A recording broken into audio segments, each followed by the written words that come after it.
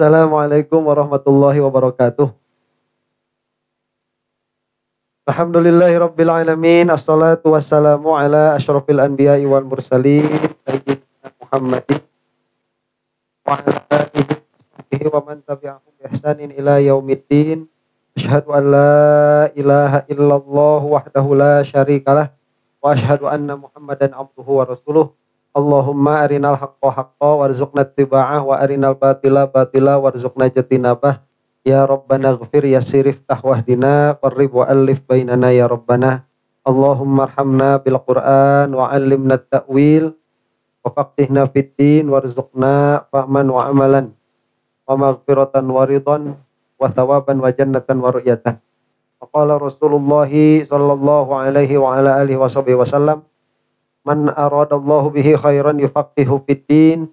Nawaitu ta'alluma wa ta'lim wa ijtinabal ma'asi fardhan lillahi ta'ala. A'udzu bikalimatillahi tammati min syarri ma khalaq. Bismillahirrahmanirrahim. Bismillahirrahmanirrahim. Bismillahirrahmanirrahim. Bismillahirrahmanirrahim. Bismillahirrahmanirrahim. Bismillahirrahmanirrahim. Bismillahirrahmanirrahim. Bismillahirrahmanirrahim. Subhanaka la ilma lana illa ma 'allamtana innaka antal alimul hakim. Al-Fatihah.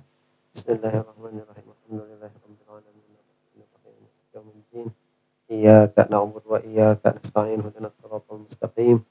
Siratal ladzina an'amta 'alaihim ghairil maghdubi 'alaihim waladdallin. Amin. Bismillah. Mayun kiblatnya menghadap kiblat. Nah, kemarin sampai mana sih? Menghadap kiblatnya itu sampai mana? Oh iya. Karena arah kiblat itu ada perbedaan pendapat. Jadi apakah arahnya atau dia ainul kiblahnya? Ya. Nah, kalau misalkan di Syafi'iyah itu jelas ainul kiblatnya. Malah di dalam kitab-kitab yang mu'tamad itu si dada harus sejajar dengan ainul kiblah, dengan Ka'bah. Itu yang mu'tamad. Jadi pengertiannya itu kita harus berijtihad menghadap ke ainul kiblat.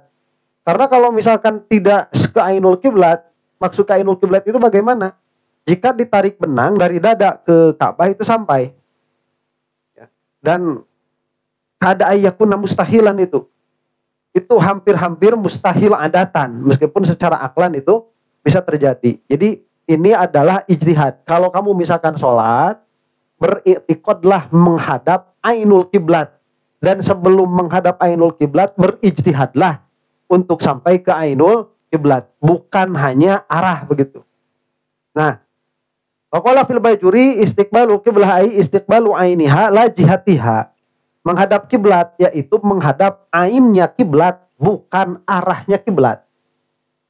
Alal mu'tamadi fi madhabina, itu atas pendapat yang mu'tamad. Yang mu'tamad itu yang dipegang, yang dijadikan pegangan. Jadi itu yang bukan rukhsahnya begitu. Kalau kamu sudah menghadap kiblat bi ainiha, berarti itu sudah benar. Lah nanti ada pendapat-pendapat yang lebih ringan jika hal itu sulit untuk dilakukan.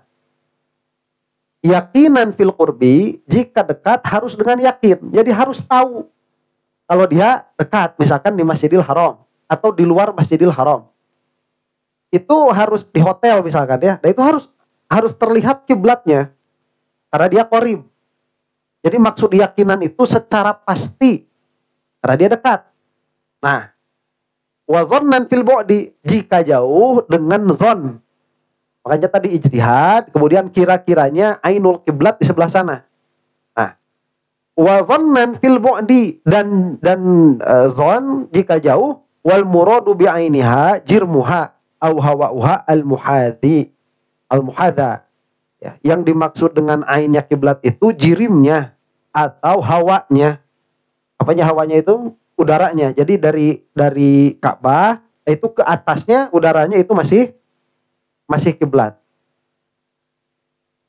Ila an qala falau kharaja'an muhadzatiha walau bi ba'di badani lam tasihha salatuhu.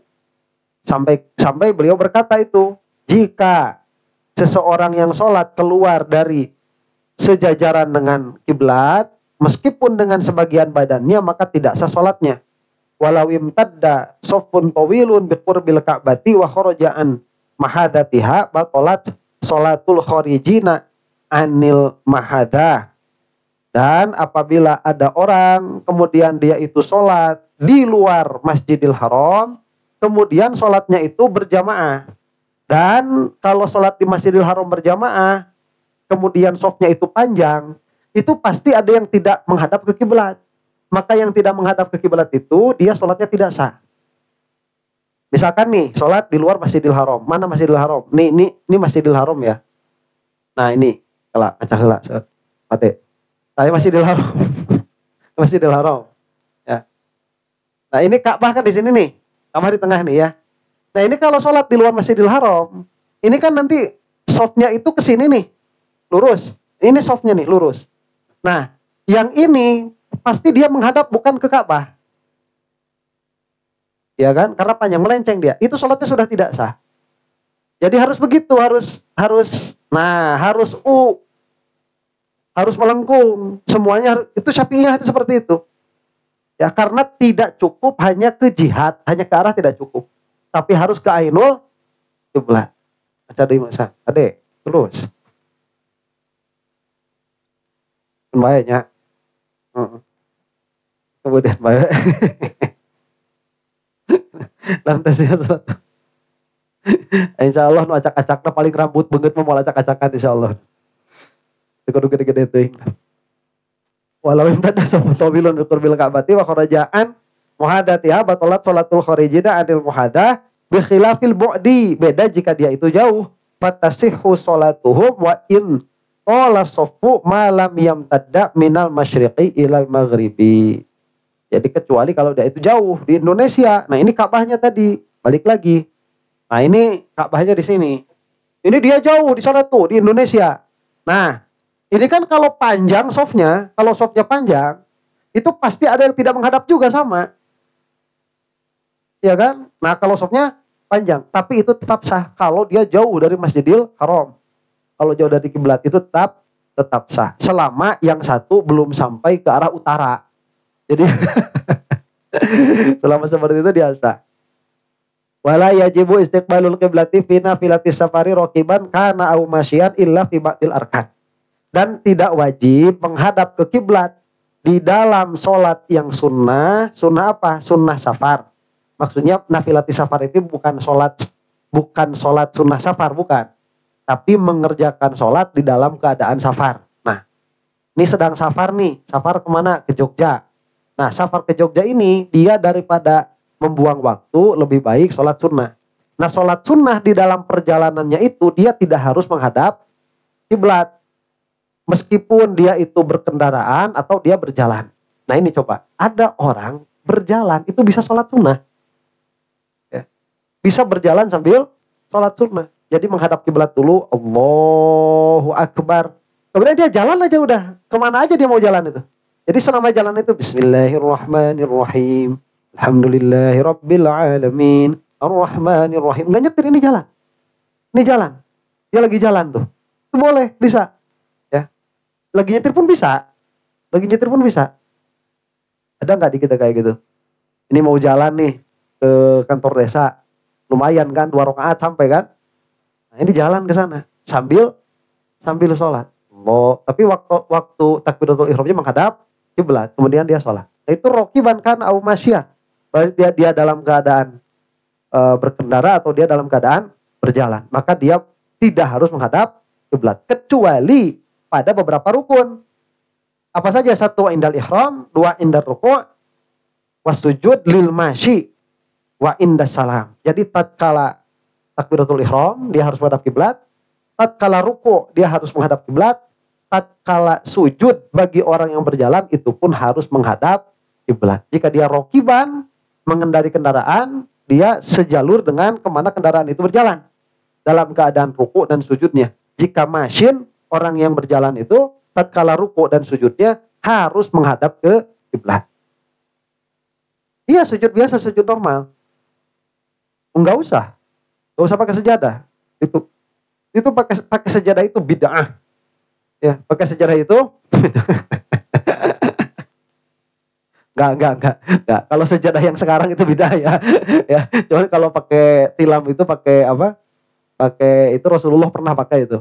Ya, Rasulullah pernah pakai. Cuman dulu itu para sahabat lebih senang sholat di atas tanah.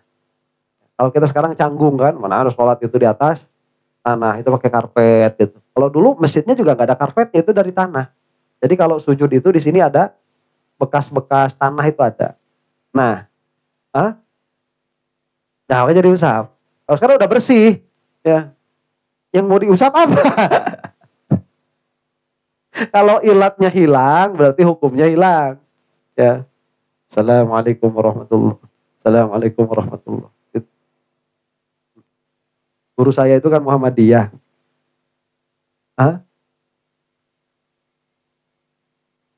295. Iya, 295 derajat. Diurangnya. Dari kita itu dari Jawa Barat itu 295. Jawa Barat. 295,38 kalau nggak salah itu pakai koma. Kalau Jawa Timur itu nggak bakal jauh, itu 295, bedanya koma.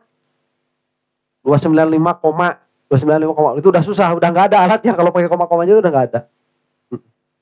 Nah guru saya itu Muhammadiyah ya, Pak Tatas itu, ngobrol dulu. Dia punya temennya itu Persis. Sholat itu kan kalau Persis kan tangannya gini ya, tangannya itu. Nah, dia suka apa? Suka bilang, kalau habis sholat ngusap muka itu bid'ah. Selesai sholat ngusap muka bid'ah. Nah, satu waktu dia itu sholat berjamaah sama temennya. Kalau berjamaah, Pak Tata jadi imam. Jadi imam salam, assalamualaikum. Udah salam gini, ngusap wajah. Kata yang temannya Persis, ngapain kamu itu? Bid'ah katanya gitu. Emang kenapa? Itu ngusap apa? Muka nggak boleh.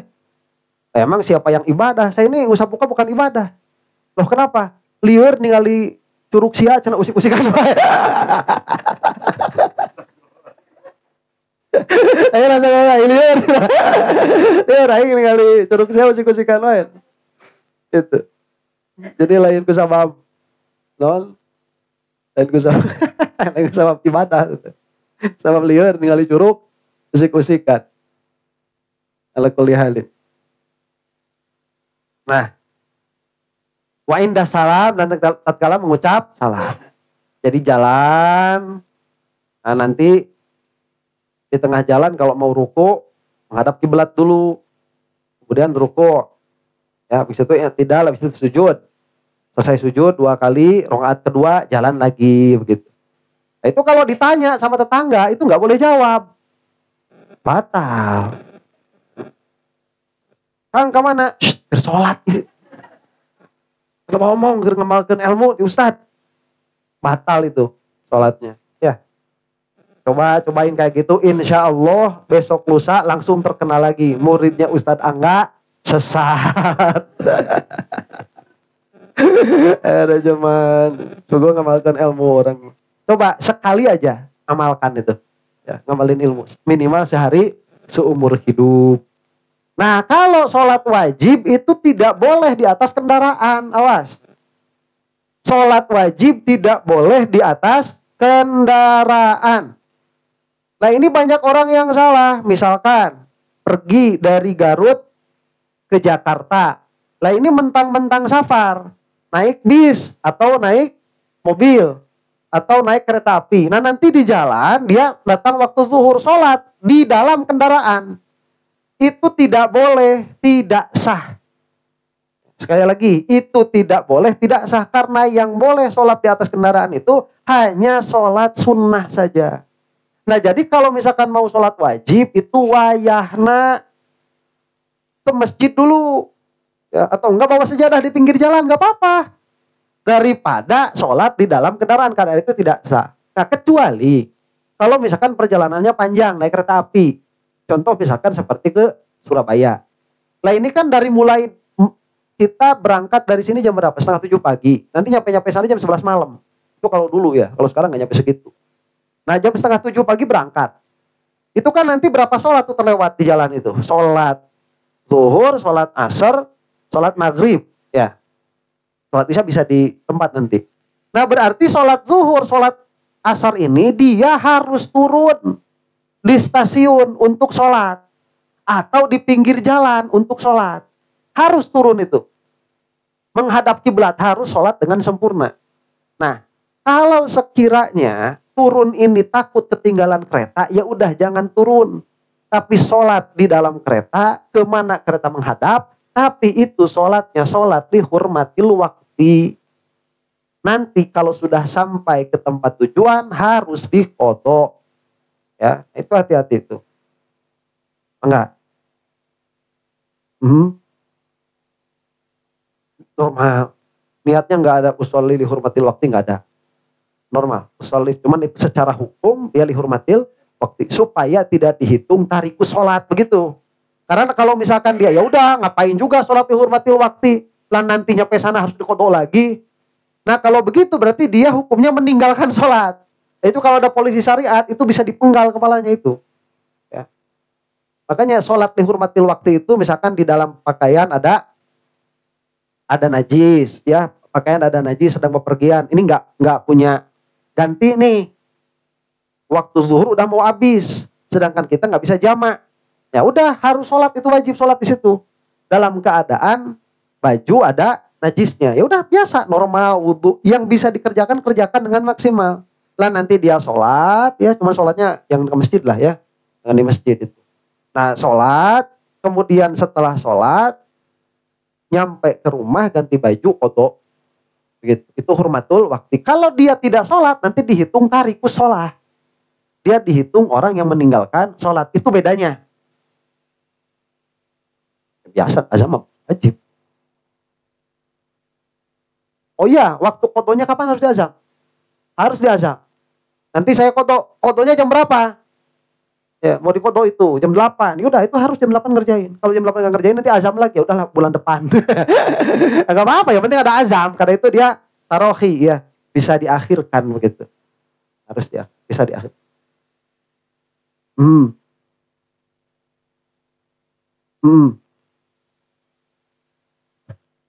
Salah kiblat sholat tidak sengaja. Yang tidak sengaja apanya? Menghadap kiblatnya. Ya kalau misalkan itu bukan hasil ijtihad, ya bukan hasil menghitung, bukan hasil kompas sendiri, itu harus diqodho. Karena itu salah kiblat bukan hasil ijtihad. Kalau salah kiblat hasil ijtihad tidak perlu qodho. Misalkan tadinya nih saya udah pakai kompas nih 295 kemana? Oh ke sana 295. Ya udah kita sholat ke sana. Ternyata kompasnya rusak. Itu 3 bulan udah sholat ke situ. 3 bulan.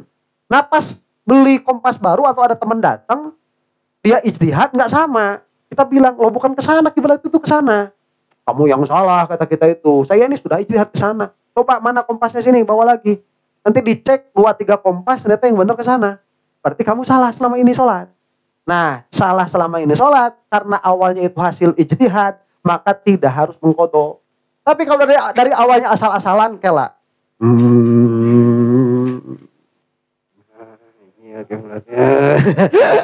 Iya kiblatnya. Nah udah sholat dia plak kiblat.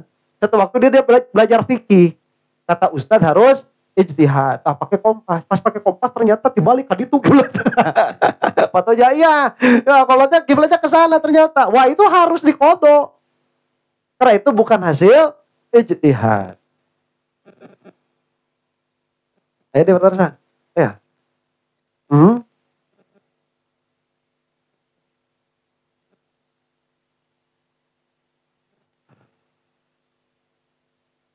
Kalau di dalam pesawat tanya sama orang yang lebih tahu. Tanya sama orang yang lebih alim ya. Cuma kalau misalkan dia dilihat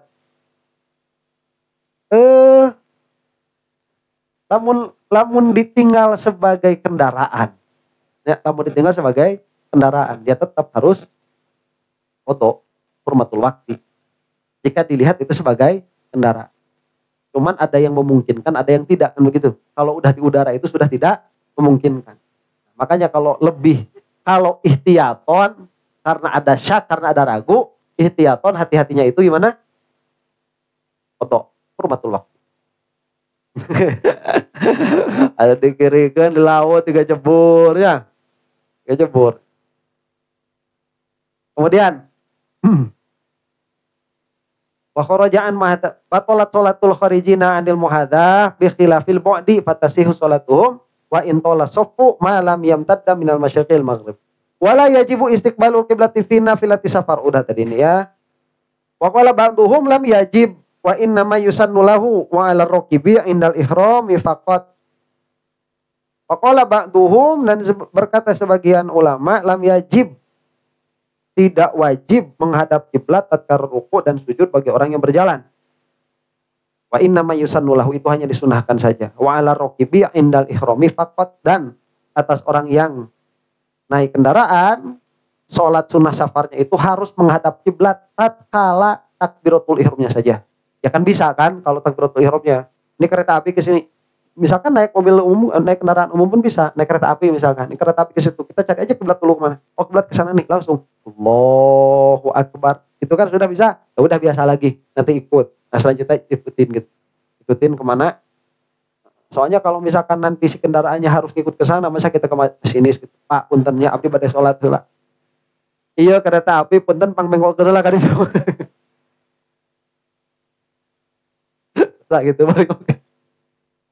Wal musalli fi syiddatil khaufi. Peda orang kidul bae nyebut turun siana oke. Menikak bulu punduk Wal musalli fi syiddatil khaufi lahu ayyusalliya ala hasbi halihi.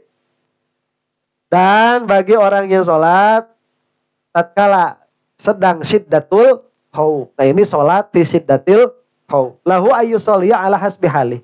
Dia itu boleh sholat sebagaimana keadaannya. Ya, ini udah yang paling bebas sholat dalam keadaannya itu fi syiddatil khauf. Syiddatil khauf itu dalam keadaan takut luar biasa. Biasanya itu dalam keadaan perang. Rajilan aw raqiban, baik dia itu dalam keadaan berjalan atau dia dalam keadaan berkendara. Mustaqbilal qiblati aw ila ghairiha, baik dia itu menghadap kiblat atau menghadap kepada selain kiblat. Nah, yang khauf itu apa saja? Misalkan diantaranya wa minal khaufi, kalau yang perang jelas ya. Wah, ini perang nih, dung dang dang. Lama dari zuhur sampai ke asar, dilawannya si pitung. Wah, lama nih perangnya. Waktunya sholat mau habis. Ya, diengke-engke sholatnya, sugatnya bakal menang. Jam 3 kurang 5. Udah jam 3 kurang 5, perangnya belum. Terus saya udah sholat di situ sambil perang itu. Allahu Akbar, bismillahirrahmanirrahim. Udah gitu. Dan ininya pun gak usah gerak, cukup di dalam hati. Dan itu tidak usah dikotok. Udah sah sholatnya itu. Nah, di antara khauf itu apa? At-thalibu wal haribu. Orang yang sedang mencari atau orang yang sedang kabur. Polisi nih lagi nyari DPO, ketahuan, dikejar, lompat si DPO nate, polisi dikejar lompat, kan sholat lohor. Terus lagi ngejar itu ketahuan, ada pengumuman, Assalamualaikum warahmatullahi wabarakatuh, mohon persiapannya sholat asar tinggal 5 menit lagi. Ini udah nyari 3 bulan baru ketemu nih. Ini kalau sholat zuhur dulu, ya nggak keburu dong. Ya gak bakalan sempat kalau sholat zuhur dulu itu. Ya udah sambil lari sambil ngejar itu dia sholat. Nanti sampai bawa pistol, bro. Gitu ya. Itu at-thalib. Lah yang harib, yang kaburnya ini pun sholat. Si malingnya ini juga sama belum sholat. Nah, maling lah ini muridnya Ustaz Angga. Ada, aing maling tewa, maling mawani aing. Tapi lah meninggalkan sholat aing tewani. Kenapa? Karena maling itu ya paling dihukumnya potong tangan. Tapi kalau nggak sholat, dipotongnya potong leher. Dihukumnya itu. Saya maling berani, apalagi ini di bawah 1 dinar. Nggak bakal saya potong tangan. Ya enggak. Ya berani lah dia. Maling berani gitu ya. Maling saya berani. Tapi kalau ninggalin sholat saya nggak berani. Nah makanya pas tatkala dikejar itu al-harib, dia yang kabur. Dia sholat. Allahu Akbar. Ente gak gitu. Enggak. Enggak. Udah di dalam hati itu cukup. Ya. Allahu Akbar. Nah gitu. Dia cukup diperjalankan di dalam hati. Nah cuman kalau keadaannya kayak gitu, ini dua-duanya soleh. Polisinya soleh. Si malingnya soleh. Harusnya mah padami dulu. Sholat acan. Orang lah, so aing imam. Mana tong lompatnya, siap sudah ada orang memahami saya. Kesepayakan waktu gitu. Nah di situ dia berjamaah, Allah Akbar gitu. Itu. Kan si polisinya tahu dia bisa mufaroko. Si malingnya kurang pinter. Pas ayat akhirnya itu baca jeung akhirnya kan. Nah, si polisinya mufaroko. Assalamualaikum aja menang. Nah. Aduh, amin la khaufi at-talib wal haru wa talibu mithaluhu man ahrama bi sholati puja paja asyahsun wa akhadha haqibatahu aw na'lahu wa hariba biha jazalahu ay yajriya khalfahu wa huwa yusalli sholatal khauf. Nah, di antara contoh tolib, dia sholat, biasa sholat, man ahrama bi sholati, dia sudah sholat, Allahu Akbar. Nah dia nyimpen tas, datang orang, diambil tasnya itu. Nah dia itu boleh apa? Wa akhadha haqibatahu, dia mengambil tasnya atau mengambil sendalnya. Geus puguh si sendal teh diteundeun di hareup, dipaling keneh. Ah, masih dipaling tuh si sendal tuh. Ya wanianna nu malingna. Sabarukna nu salatna foto, geus puguh pinter manehna teh ngaji heula. Maka dia bisa jazalahu ayyajriya khalfahu wa huwa yusolli sholatal khauf. Maka boleh dia untuk berjalan di belakangnya. Kejar boleh. Tapi dia masih dalam keadaan sholat. Fa in khiftum farijalan aw rukbana. Begitu. Makanya yang kalau apa lagi gempa-gempa itu loh. Ya, itu kalau lagi gempa nih, kalau lagi ada sholat, kemudian gempa, itu jangan diam di masjid. Itu kalau mati su'ul khotimah. Ya. Kalau mati su'ul khotimah. Gempanya gede nih, kita diam aja di masjid, itu kalau mati su'ul khotimah. Ya kecuali kalau saking khusyuk. Dia nggak sadar itu gempa. Ya, sungguhnya malaikat. Dia sholat, Allahu Akbar, gempa nih. Ya gempa. Dan dia nggak sadar itu gempa. Orang-orang pada kabur, dia nggak sadar saking khusyuknya. Mati baru husnul khotimah. Tapi kalau dia sadar di gempa, aduh gempa. Pas mau kabur kan malu, soalnya ada kamera kan. Nah malu, akhirnya dia megang ke tembok nih, gitu. Ya, tunggak megang ke apa? Pengimbaran. Ya, kenapa megang ke makmum? Awas sia-sia, baturan aing. Masa megang makmum? Ya, baturan aing. Nah itu udah tahu gempanya gede. Itu masjidnya roboh, mati, su'ul khotimah. Ya, karena kita itu diperintahkan untuk menyelamatkan nyawa. Begitu. Hati-hati itu. Ya. Ada ular kabur. Ya, mun wani ulawi mah kabur. Sholat aya orang nya, mun wani paehan heula. Mun teu wani kabur. Cuman maehanan lagi nanti ada tekniknya. Ya, soalnya kalau nggak pakai teknik batal sholatnya itu. Gitu.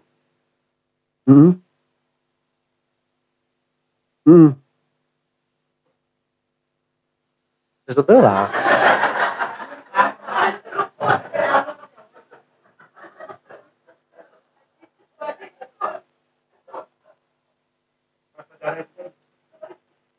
Ya, ari nu kitu mah disusut. Susut lah. Asal jangan bergerak lebih dari 3 kali begitu. Kalau dia lebih dari 3 kali gitu. Itu mas batal teman ya. Jangan lebih dari jangan lebih dari 3 kali. Summa ya'udu wa qala akharun alaihi ibtalu sholatihi. Tapi sebagian ulama berkata kalau kejadiannya seperti itu batalkan sholatnya. Summa ya'udu wa yusolli min jadidin, kemudian kembali dan sholat dari baru lagi, ulang lagi dari awal. Wa innamal mu'tamad al awal, tapi yang mu'tamad yang pertama, dia boleh dalam keadaan sholat dan dia boleh ngejar gitu. Ya. Udah kabur, kalau misalkan masjidnya ini lagi goyang, syiddatul khauf, kita keluar udah, nggak usah batalin sholat. Ya, tapi ya udah jalan aja atau nggak lari, sambil lari. Nanti udah keluar, terusin sholatnya, ada kiblat lagi begitu. Ya. Atau membatalkan sholat pun boleh. Imam membatalkan sholat atau cuman kalau misalkan membatalkan sholat ini nanti kan hukum membatalkan sholat itu kan dosa, tidak boleh itu, haram. Hukum membatalkan sholat tanpa sebab itu haram, tidak boleh. Nah kalau misalkan ada pilihan sholat syiddatul khauf, maka sholat syiddatul khauf. Gak usah merubah niat. Nah, kemudian wa innamal mu'tabad al awwalu wa ammal haribu mitaluhu man ahrama bis sholati fa hajama alaihi wahsyun au aduwun yuridu qatlah. Adapun contoh orang yang kabur itu dia takbiratul ihram untuk sholatnya normal. Kemudian menyeranglah atasnya apa? Hewan buas. Atau randa buas. Atau musuh yang ingin membunuhnya. Oh ini ada musuh nih, ada menir di belakang, semenir. Ini kan kita pitung nih, di belakang ada menir, mau membunuh. Maka lahu ayyahriba wa yusalliya wa huwa haribun. Maka dia itu boleh untuk kabur dalam keadaan sholat. Wa huwa haribun. Dan dia dalam keadaan kabur. Wa au ma'a anir ruku'i was sujud. Nah kalau lagi sholat kabur gitu, waktunya ruku sama sujud, ya jangan ruku sujud. Ya tuh kena gitu ya, udah dengan apa? Dengan isyarat saja. Ya, wa au ma'a. Jadi harus ada anggota badan yang menjadi isyarat kepada ruku dan sujud. Kalau tadi larinya gini, ruku, sujud. Itu jadi harus ada apa? Harus ada isyarat gitu ya. Harus ada isyarat. Waman adrokat sholatu wa huwa fi iratin in amkanahu ma'rifatul qiblah wajib alaihil ittijahu wa tuh, ini ada nih di pesawat nih. Barang siapa yang dia itu fito irotin, ada pada awang-awang. Ini baik kamu itu wali bisa terbang, ya. Jadi wali bisa ngapung nih, ya. Dia terbang dari sini ke Arab. Cuman terbangnya itu 10 km per jam. Lila. Wah, terbangnya 10 km per jam. Aduh lama nih. Ya, wah. Oh, orang ini udah udah kesusul pesawat, udah kesusul burung gitu. Datang waktu sholat zuhur atau di pesawat, datang waktu sholat zuhur. Nah, kalau dia itu memungkinkan untuk mengetahui arah kiblat, maka wajib menghadap kiblat.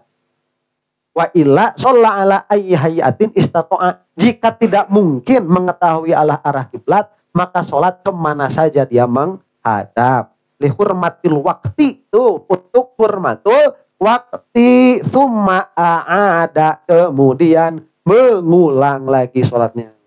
Kalau sampai di dalam waktunya itu mengulang. Kalau sampai sudah di luar waktunya namanya qadha. Man adrakatus sholatu, dan barang siapa yang kena padanya sholat. Udah, ini selesai ya. Tarkul kalam. Kemudian syarat sah selanjutnya. Ini masih syarat sah kan? Nah, syarat sah selanjutnya apa? Tarkul kalami, meninggalkan berbicara. Al kalamu amdan mubtilun lis sholati. Berbicara secara sengaja itu membatalkan sholat. Di anna sholata hadrotun robbaniyatun, karena sholat itu adalah hadroh robbaniyah. Qala Nabi sallallahu alaihi wasallam, inna hadha sholata la yasluh fiha syai'un min kalamin nas, innama hiya litasbihi wat takbiri wa qiraatil qur'ani wa sayatil kalamu an mubtilatus sholah. Jadi ada hadis dari Nabi Muhammad sallallahu alaihi wa ala alihi wasallam. Salat ini tidak pantas di dalamnya itu satu perkara pun yang bentuknya perkataan manusia. Karena yang pantas di situ hanyalah apa? Tasbih, takbir, dan membaca Al-Quran. Nah, nanti ini akan dibahas secara mendalam di dalam bab perkara-perkara yang membatalkan sholat. Kemudian tarkul af'alil katsirati, meninggalkan perbuatan yang banyak. Wa tabtulu idza taharrakal musalli thalatha harakatin mutawaliyatin inda Syafi'i illa fi ba'dil a'dha'is shaghiratil majmu'ati fi hadainil baitaini. Dan batalah sholat jika orang yang sholat ini menggerak-gerakan dengan gerakan yang berurutan. Jadi menggerakkan badan dengan urutan, dengan gerakan yang berurutan. Nah, ini di dalam madhab siapa? Di dalam madhabnya Imam Asy-Syafi'i. Kecuali pada sebagian anggota badan yang kecil.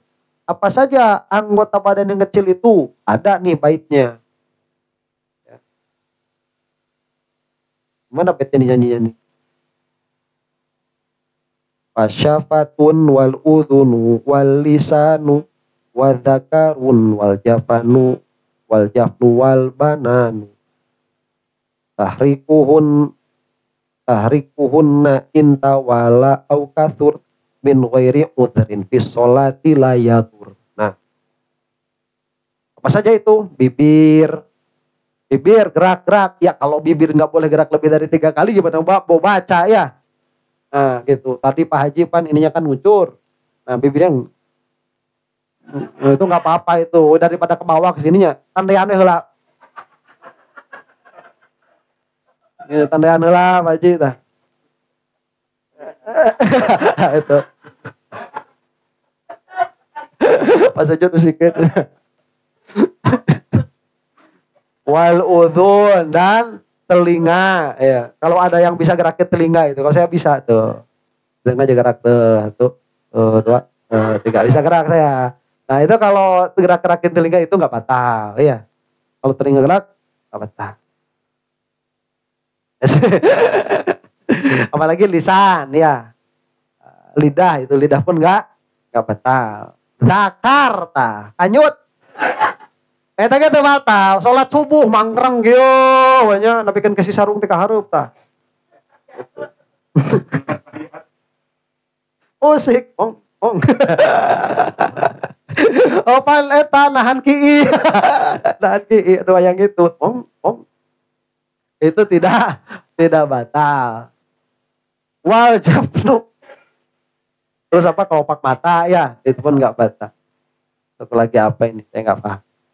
Nah, amal harokatu bi ghairi hadhil a'dha idza kanat salatha harokatin mutawaliyatin batalat sholatuhu. Adapun menggerakkan selain anggota badan yang ini, jika dia itu 3 kali gerakan yang berturut-turut maka batalah sholatnya. Wa hadzal ladzi yaquluna innahul mu'tamad. Dan inilah yang dikatakan oleh para ulama, ini pendapat yang mu'tamad. Jadi kalau pendapat ini yang dipegang sudah ini paling aman di dalam madhab Syafi'iyah. Jadi kalau kita itu ibadah dengan yang mu'tamad enak. Gak bakal ada perkataan yang mengatakan ini tidak sah, itu gak bakalan ada. Ya. Kalau yang mu'tamad itu. Ya udah, itu udah paling, jadi udah patokan sholat yang paling tinggi begitu. Ya. Gak bakalan ada yang bilang gak sah. Emang ada nanti beberapa qaul yang mengatakan bahwa gerak 3 kali, gerak itu nanti hitungannya bukan jumlah, jadi bukan 3 kali atau 2 kalinya. Tapi hitungannya itu apa? Jumlah keseluruhannya. Nah ini bergeraknya jumlah keseluruhannya nyampe 1 rakaat atau tidak. Kalau dia sampai 1 rakaat berarti batal sholatnya. Kalau tidak sampai 1 rakaat berarti sholatnya tidak batal. Nah itu tidak mu'tamad. Nah ini berarti kalau kata qaul yang ini itu kan batal. Tapi kalau kata qaul yang itu ini tetap nggak batal gitu. Ya, jadi itu sudah mu'tamad. Lakin ba'du ulama Syafi'iyyati qalu alladzi yubtilu sholata minal harokati innama huwa ma yu'malu bi'udwaini. Tapi ada sebagian ulama Syafi'iyah yang berkata, yang membatalkan sholat itu adalah gerak yang dilakukan oleh 2 anggota badan. Ya, jadi 2. Kalau misalkan 1 ini nggak membatalkan sholat, ini kan satu nih, ya. Nah ini nggak batal nih, soalnya ini 1 gerakan. Tapi kalau dia 2 gerakan, ini gatal gini, dua-duanya. Nah itu baru mubtil, karena itu dikerjakan oleh 2 anggota badan. Kalau sama 1 anggota badan enggak. Nah ini ada qaul seperti itu. Yang mu'tamad yang tadi. Awir rijla ini rijlin wayadin. seperti bergeraknya dua tangan secara bersamaan atau dua kaki secara bersamaan atau satu kaki dengan satu tangan. Gitu ya. Tangan yang satu nginjak temen ya ada temen diinjak tuh kakinya cetak gitu nu hiji deui ngepret pret nah eta batal salatna. Aminhu man qala wala alalahu wajihatuhu al harakatu allati tubtilu sholata hiya allati tukhrijul musalliya an hayatis sholat. Jadi bisa saja yang dimaksud itu gerakan yang membatalkan sholat itu adalah gerakan yang mengeluarkan orang yang sholat dari bentuk sholat. Kalau gini bentuk sholat bukan bentuk sholat.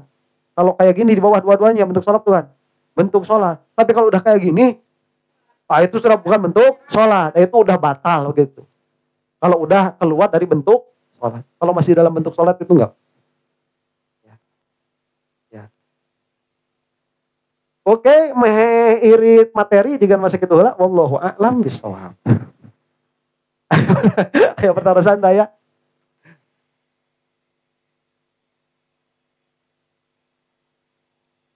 Enggak.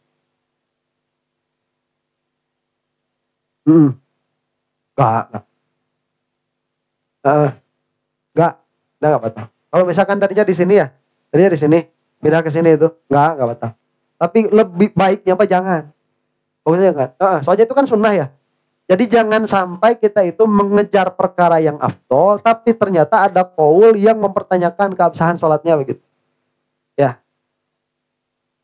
Lagi pertanyaan? Enggak. Kalap aja sekelap. Sekelap aja. Mohon.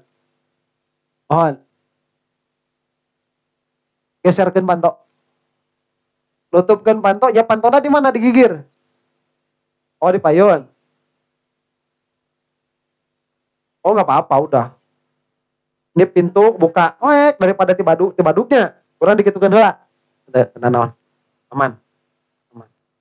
Kumaha?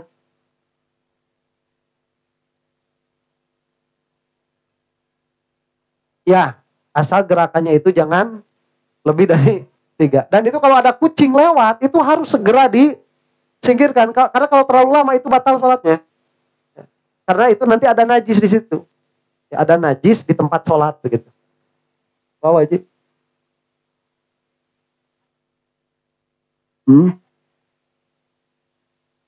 Oh. Iya tetap 4 rakaat tetap 4 rakaat. Iya. Upaya hitungan ya ambil itu mah normal aja, biasa itu. Gitu.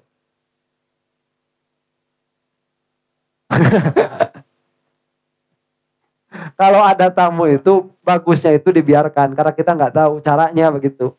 Cuman kalau misalkan mau gini ya, ada tamu nih. Assalamualaikum. Cek orang tanya. Bersolat. Batal itu aja jelas. Nah itu kalau misalkan dehem nanti itu bisa masuk membatalkan sholat. Karena kalau dehem di dalam sholat itu ada seninya, ada caranya. Nah kalau misalkan mau memberitahukan dengan takbir pun ada seninya juga. Ya. Kalau misalkan mau bilang sama takbir, Allahu Akbar. Nah itu nggak bisa cuman bilang Allahu Akbar, tapi di dalam hati itu harus ada niat zikir. Ya, jangan itlak, jangan kosong. Apalagi niat ngasih tahu Allahu Akbar, oi. Batal. Ya, jadi itu jangan ada niat berinteraksi dengan orang yang datang. Mau aja. Oh, atas. Atasnya nyalanya. Mudah-mudahan orang kesana dihampurkan ke Allah Subhanahu wa taala. Urang tutup pula ieu sesi kuaosan hamdalah. Alhamdulillahirabbil alamin.